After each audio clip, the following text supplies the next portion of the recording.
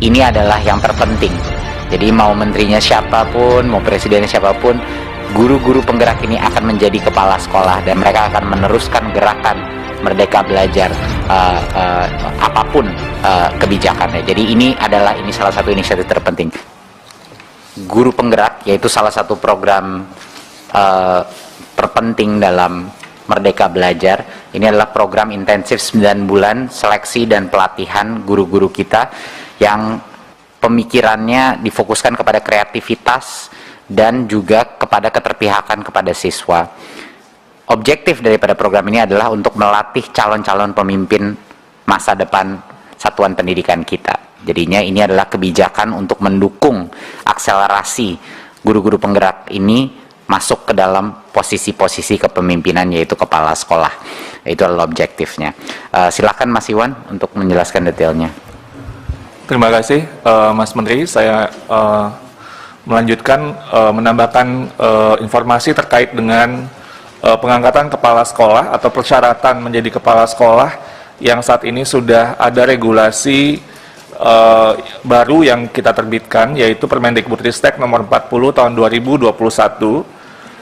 Intinya adalah di poin yang kita highlight yang mungkin berbeda dengan sebelumnya. Yang pertama, poin C, bahwa kepala sekolah dipersyaratkan untuk memiliki sertifikat guru penggerak. Yang seperti disampaikan oleh Mas Menteri sebelumnya, bahwa yang kita inginkan adalah perubahan paradigma kepemimpinan sekolah yang lebih berpihak kepada siswa. Jadi yang tadinya fokusnya mungkin lebih kepada administrasi pendidikan, sekarang fokusnya adalah kepada pembelajaran siswa. Ini yang selalu ditekankan oleh Mas Menteri, dan itulah kunci dari transformasi sekolah kita dengan kepala sekolah yang memiliki mindset yang baru, yaitu fokus kepada pembelajaran siswa. Jadi guru penggerak ini kadang-kadang dimaknai sebagai guru, padahal sebenarnya ini adalah guru plus, karena dia adalah pemimpin. Jadi ini adalah untuk pemimpin sekolah kita. Nah, yang poin D dan poin E itu mengakomodasi ke berbagai masukan di lapangan. Yang pertama, yang poin D, bahwa guru PNS pangkat paling rendah Pranata Muda tingkat 1 dengan golongan ruang 3B bisa menjadi kepala sekolah.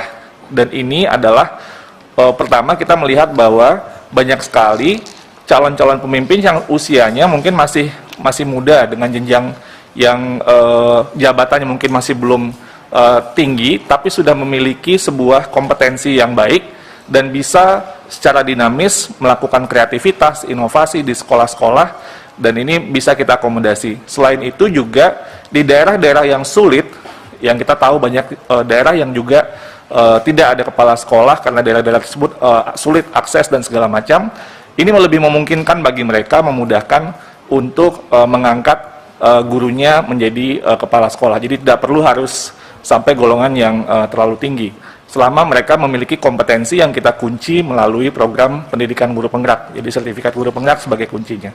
Dan poin E, ini untuk mengakomodasi undang-undang ASN, karena ASN sekarang ada PNS, ada P3K.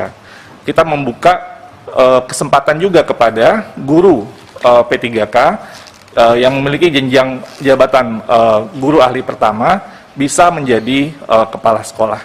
Ini kita sesuaikan juga dengan perkembangan dari undang-undang ASN yang ada PNS dan P3K-nya. Selanjutnya yang mungkin sering ditanyakan, slide selanjutnya. Nah, Bapak Ibu, saya ingin menyampaikan, dan ini juga poin yang penting untuk kita sama-sama ketahui, kita sering mendapatkan pertanyaan-pertanyaan ini adalah, guru yang memiliki sertifikat calon kepala sekolah, CKS, itu tetap bisa dapat ditugaskan sebagai kepala sekolah. Jadi tidak perlu khawatir, ini tidak ada artinya apa ya, mereka nanti langsung nggak boleh gitu, tetap bisa ditugaskan, jadi tidak ada masalah. Karena nanti kita lihatkan datanya ya di slide sesudahnya, bahwa kita kebutuhan kepala sekolah kita yang memenuhi persyaratan ini luar biasa. Jadi kita ingin melihat kondisi di lapangan yang juga realistis. Kita akan mendorong terusnya akselerasi guru penggerak, tapi pada saat yang bersamaan kita ingin menjaga stabilitas yang ada di sekolah-sekolah kita terkait kepemimpinan sekolah ini. Karena itu juga dalam hal jumlah guru ada di beberapa daerah itu baik yang memiliki CKS, sertifikat calon kepala sekolah, dan atau sertifikat guru penggeraknya masih jauh atau tidak mencukupi, maka pemerintah daerah dapat menugaskan guru sebagai kepala sekolah dari guru yang belum memiliki sertifikat CKS dan sertifikat guru penggerak. Ini untuk menghindari kondisi PLT yang berkepanjangan yang sering terjadi.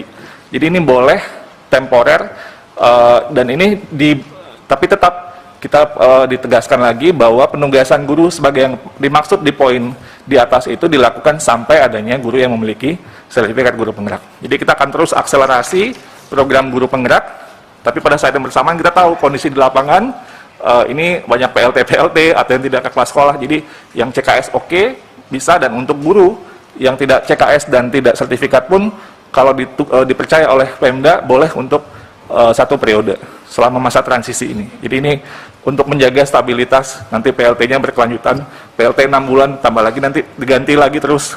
Itu terjadi ketidakstabilan dalam kepemimpinan sekolah yang ingin kita hindarkan juga. Nah, selanjutnya kita menyampaikan data saja bahwa jumlah guru penggerak dan kebutuhan kepala sekolah ini memang sangat sangat besar ya. Dan karena itu kita ingin mendorong, sekarang ini hanya sekitar 58% guru yang memiliki CKS tadi. Dan kita ingin terus mendorong akselerasi guru penggerak yang tahun ini atau tahun lalu itu sekitar jumlahnya yang masuk dalam program 14.000. Tahun ini akan terus kita akselerasi menjadi 40.000 dan akan terus meningkat sehingga di tahun 2024 kita sudah bisa mencapai titik yang imbang antara kebutuhan supply dan demand, itu bisa terjadi secara seimbang. Jadi itu, dan ini breakdown-nya Bapak Ibu. Jadi kenapa tadi ada aturan peralihan, karena kita melihat data dan melihat masukan-masukan, dan ini perlu dibuat sebuah intervensi. Kita ingin program yang berkualitas, tapi pada saat yang bersamaan kita ingin menghindari kondisi yang di lapangan yang terutama yang tidak ada supply sama sekali dari yang sebelumnya, atau juga akselerasi guru penggerak memerlukan waktu dalam waktu 1-2 tahun ke depan. Saya rasa itu yang bisa saya sampaikan, Mas Menteri. Terima kasih. Saya kembalikan ke Mas Menteri. Assalamualaikum warahmatullahi wabarakatuh. Terima kasih, Mas Iwan. Saya cuma ingin menekankan sekali lagi bahwa manusia terpenting dalam transformasi pendidikan. Kalau kita harus mengambil satu level manusia, itu bukan menteri, bukan dirjen. Yang terpenting itu sebenarnya kepala sekolah. Kepala sekolah itu adalah kunci daripada perubahan budaya pembelajaran di masing-masing sekolah. Jadi itu makanya guru penggerak ini salah satu program terpenting kita. Semakin besar nanti ke depannya guru penggerak, semakin lebih banyak guru-guru yang diposisikan. Dan selalu Komisi 10 kemarin menanyakan, bagaimana Mas Menteri, kalau Mas Menteri misalnya udah nggak di sini lagi, gimana caranya kita bisa menjamin perubahan-perubahan ini terjadi? Ini adalah yang terpenting. Jadi mau menterinya siapapun, mau presidennya siapapun, guru-guru penggerak ini akan menjadi kepala sekolah dan mereka akan meneruskan gerakan Merdeka Belajar apapun kebijakannya. Jadi ini salah satu inisiatif terpenting. Tapi tidak perlu khawatir sama sekali karena jumlahnya masih jauh lebih sedikit. Walaupun kita akselerasi berapa kali lipat ganda masih kecil. Kebutuhan kepala sekolah besar sehingga semua yang punya sertifikat kepala sekolah itu masih bisa menempati posisi-posisinya. Jadi tidak perlu ada kekhawatiran, guru penggerak hanya diprioritaskan dulu untuk memasuki posisi tersebut.